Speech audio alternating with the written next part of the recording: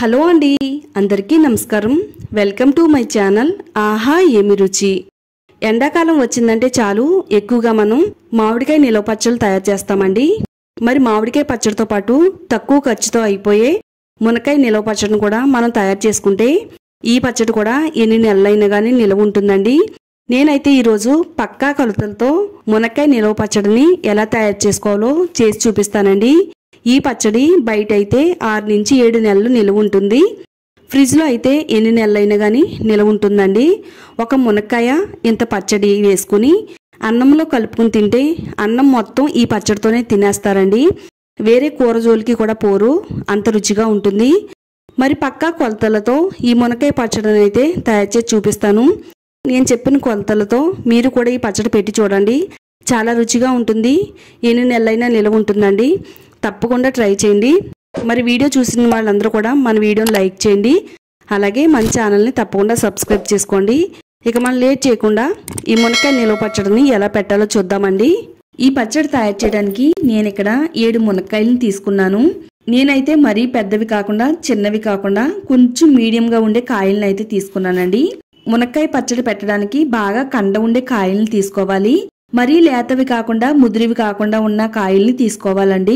ఈ కాయల్ని అన్నిటిని కూడా శుభ్రంగా కడిగేసి తడి ఏమీ లేకుండా కాటన్ క్లాత్ తో శుభ్రంగా తుడిచేసి ఫ్యాన్ గాలి కింద ఒక ½ అన్ అవర్ ఆరనిద్దామండి. బాగా ఆరిన తర్వాత ఈ కాయల్ని 3 అంగుళాల పొడవు ఉండేటట్టుగా కట్ చేసుకోవాలి. ఈ ముక్కల్ని కట్ చేసేటప్పుడు ఇలా రౌండ్ గా తిప్పుతూ కట్ చేసుకోవాలి. అలాగే పీచ్ అనేది ఏమీ తీయకూడదండి. ఇదే విధంగా మొత్తం మునక్కాయలన్నిటిని కూడా 3 అంగుళాల సైజు ఉండేటట్టుగా కట్ చేసేసుకోవాలి. చక్కగా నేనైతే అన్నిటిని కూడా కట్ చేసేసానండి. ఇలా కట్ చేసుకున్న ముక్కలన్నిటిని కూడా ఒక ప్లేట్లోకి అయితే తీసేసుకుంటున్నాను. నాకు 1/2 కేజీ మునక్కాయ ముక్కలు అయితే వచ్చినాయండి. ఇప్పుడు 1/2 కేజీ మునక్కాయలకి 100 గ్రాముల చింతపండుని తీసుకోవాలి. ఈ చింతపండుని ఒక గిన్నె తీసుకుని గిన్నెలో వేసి శుభ్రంగా కడుక్కోవాలండి. కడిగిన తర్వాత ఈ చింతపండులో 1 గ్లాస్ నీళ్లు పోసుకుని స్టవ్ పైన పెట్టి లో టు మీడియం ఫ్లేమ్ లో చింతపండుని ఉడికించాలి. ఇది ఉడికినప్పుడు మధ్య మధ్యలో గరిటెతో కలుపుతూ ఉండాలండి. అడుగు పట్టకుండా ఈ విధంగా దగ్గరగా అయ్యేంత వరకు ఉడికించాలి. దగ్గరగా అయిన తర్వాత స్టవ్ ఆఫ్ చేసేసి ఈ చింతపండుని బాగా చల్లారనిద్దాము. తర్వాత స్టవ్ పైన కడాయి పెట్టుకుని 1 స్పూన్ మెంతులను వేసుకోవాలి. ఇవి లైట్ గా దోరగా ఫ్రై చేసుకోవాలండి. మెంతులు దోరగా ఫ్రై అయిన తర్వాత ఒక 2 టేబుల్ స్పూన్లు ఆవాలు వేసుకోవాలి. ఆవాలు వేసిన తర్వాత ఒక 2 నిమిషాలు వేయించుకోవాలండి. ఈ 2 కూడా 2 నిమిషాలు ఫ్రై అయిన తర్వాత స్టవ్ ఆఫ్ చేసేసి వీటిల్ని ఒక కప్పులో తీసుకుని వీటిల్ని కూడా బాగా చల్లారనిద్దామండి.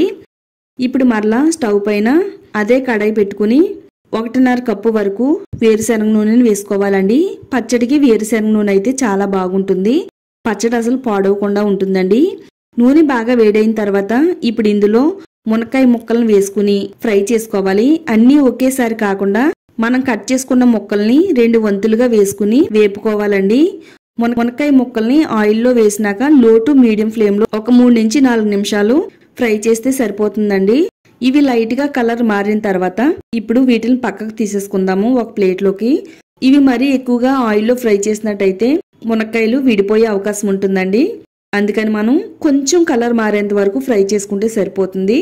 మిగతా సగం కూడా ఇదే విధంగా ఫ్రై చేసుకోవాలండి. 2వ వంతు ఫ్రై చేసినప్పుడు ఆయిల్ బాగా వేడైన తర్వాత ఫ్రై చేసుకోవాలి. మొత్తం అన్నిటిని కూడా ఒక ప్లేట్లోకి తీసుకుని అవన్నీ కూడా బాగా చల్లారేంత వరకు పక్కన పెట్టేసుకుందామండి. ఇప్పుడు మరలా అదే ఆయిల్లో 1 స్పూన్ ఆవాలు వేసుకోవాలి. ఆవాలు వేసిన తర్వాత తొక్క తీసిన వెల్లుల్లిపాయల్ని ఒక 15 నుంచి 20 వెల్లుల్లి రెబ్బలను వేసుకోవాలండి. తర్వాత 4-5 ఎండుమిరపకాయలను కట్ చేసి వేసుకోండి. ఎండుమిరపకాయలు బాగా ఫ్రై అయిన తర్వాత ఇప్పుడు స్టవ్ ఆఫ్ చేసేసి ఒక 1/2 టేబుల్ స్పూన్ పసుపు, ఒక 1/2 టేబుల్ స్పూన్ ఇంగువ వేసుకోవాలండి. తర్వాత ఒక 2 రెబ్బలు కరివేపాకు కూడా వేసుకుని బాగా కలిపేసుకోవాలి. ఆ వేడికే మొత్తం ఇవన్నీ కూడా చక్కగా ఫ్రై అయిపోతాయండి. ఇప్పుడు ఇవన్నీ కూడా బాగా ఫ్రై అయిన తర్వాత ఈ పోపుని కూడా బాగా చల్లారనిద్దామండి. తర్వాత మిక్సీ జార్ తీసుకుని ముందుగా వేయించిన మెంతుల్ని ఆవాల్ని తీసుకుని మిక్సీలో వేసుకుని మెత్తని పొడి కింద మిక్సీ పట్టుకోవాలండి. మెత్తగా మిక్సీ పట్టుకుని ఈ పొడిని ఒక బౌల్లోకి తీసుకుందామండి. అదే మిక్సీ జార్లో ఒక 10 నుంచి 15 వెల్లుల్లిపాయల్ని వేసుకోవాలండి. వెల్లుల్లిపాయలు కూడా తొక్క తీసి వేసుకోవాలి. వీటిల్ని మరీ మెత్తగా కాకుండా కొంచెం కచ్చా పచ్చాగా మిక్సీ పట్టుకోవాలి. ఇలా కచ్చా పచ్చాగా మిక్సీ పట్టుకున్న దీన్ని ప్రక్కన పెట్టుకుందాము. ఇప్పుడు మరలా అదే మిక్సీ జార్లో మనం ఆల్రెడీ ఉడకపెట్టుకున్న చింతపండు గుజ్జు ఉంది కదా, ఇప్పుడు ఈ చింతపండు గుజ్జుని మిక్సీలో వేసుకుని మెత్తని పేస్ట్ కింద మిక్సీ పట్టుకోవాలి. నీళ్ళు అనేవి అస్సలు వేయకూడదండి. నీళ్లు వేయకుండానే ఈ చింతపండు గుజ్జుని ఫైన్ పేస్ట్ లాగా మిక్సీ పట్టుకోవాలి. ఇప్పుడు ఈ పేస్ట్ని కూడా ఒక బౌల్లోకి తీసేసుకుందాము. తర్వాత ఇప్పుడు వెడల్పుగా ఉండే ఒక బేసిన్ తీసుకుందామండి పచ్చడి కలుపుకోవడానికి. బేసిన్ తీసుకుని ఇప్పుడు ఇందులో మనం ఒక అరకప్పు వరకు కారం వేసుకోవాలి. ఈ కారాన్ని మీరు వెయిట్లో చూడాలనుకుంటే 50 గ్రాముల వరకు కారం వేసుకోవాలండి. తర్వాత పావు కప్పు వరకు ఉప్పు వేసుకోవాలి. రాళ్ళ ఉప్పు తీసుకుని మెత్తగా మిక్సీ పట్టుకున్న తర్వాత ఇలా పొడి కింద వేసుకోవాలండి. సాల్ట్ వేసుకుంటే పచ్చడి త్వరగా పాడైపోతుంది.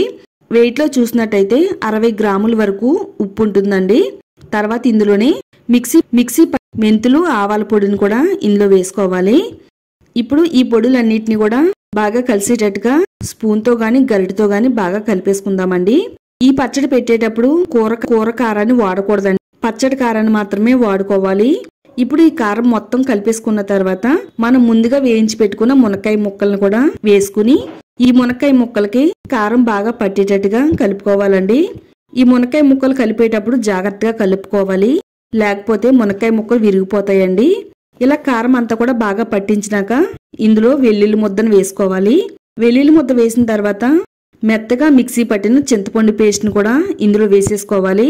ఇప్పుడు మొత్తం అంతా కూడా బాగా కలిసేటట్టుగా చేతితో కలుపుకోవాలండి. గరిటతో కలిపితే బాగా కలవదు. ఉప్పు, కారం, చింతపండు పేస్టు అన్నీ కూడా ముక్కలకి బాగా పట్టేటట్టుగా కలపాలి. ఇప్పుడు బాగా చల్లారిన పోపుని కూడా వేసుకుని మరలా ఒకసారి అంతా కూడా బాగా కలిసేటట్టుగా కలిపేసుకుందామండి. మనం ఈ పచ్చడి పెట్టినప్పుడు అన్నీ చల్లారిపోయినవే వేయాలండి. ఎందుకంటే వేడిగా ఉండేటప్పుడు వేస్తే పచ్చడి పాడైపోతుంది. మునక్కాయ ముక్కలు గాని పోపు గాని ఏదైనా గాని చల్లారిన తర్వాతే మనం ఈ విధంగా పచ్చడిని అయితే పెట్టుకోవాలి. ఈ పచ్చడి పెట్టేటప్పుడు ఆయిల్ అనేది ఎక్కువగా ఉన్నట్టు అనిపిస్తుందండి. పచ్చడి పెట్టేటప్పుడు ఆయిల్ మొత్తం ముక్కలు అనేవి పీల్చేసుకుంటాయండి. చేత్తో బాగా కలిసేటట్టుగా నెమ్మదిగా కలిపేసుకుని ఇలా పచ్చడి మొత్తం దగ్గరగా తీసేసుకోవాలండి. ముక్కలు పైకి లేకుండా మొత్తం ముక్కలన్నీ కూడా లోపలికి ఉండేటట్టుగా ఈ విధంగా ఒత్తుకోవాలి. ఆయిల్ కొంచెం పైకి తేలుతూ ఉండాలండి, లేకపోతే పచ్చడి అనేది బూజు పడుతుంది.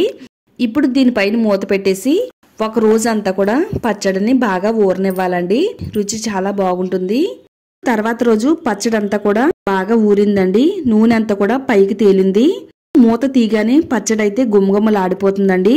అసలు పచ్చడిని చూస్తుంటేనే నోరు ఊరిపోతుందండి.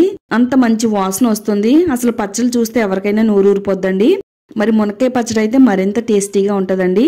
ఇప్పుడు మరలా ఈ పచ్చడిని గరిటతో ఒకసారి మొత్తం అంతా కలిసేటట్టుగా బాగా కలిపేసుకుందాము. ఈ టైంలోనే మీకు ఉప్పు సరిపోయిందో లేదో సరి చూసుకోండి. ఆయిల్ వేసుకుంటే కనుక ఆయిల్ని స్టవ్ పైన కొద్దిసేపు వేడైనాక అప్పుడు బాగా చల్లారిన తర్వాత ఇప్పుడు పచ్చళ్ళలో కలపాలండి. నాకైతే ఇక్కడ ఉప్పు, కారం, నూనె అన్నీ కూడా కరెక్ట్గా సరిపోయినాయండి. మీరు ఎప్పుడు మునక్కాయ పచ్చడి పెట్టినా గానీ ఇదే కొలతలతో పచ్చడి పెడితే కనుక చాలా టేస్టీగా ఉంటుందండి. అంతేనండి, ఎంతో రుచిగా ఉండే మునక్కాయ నిలవ పచ్చడి అయితే తయారైపోయిందండి.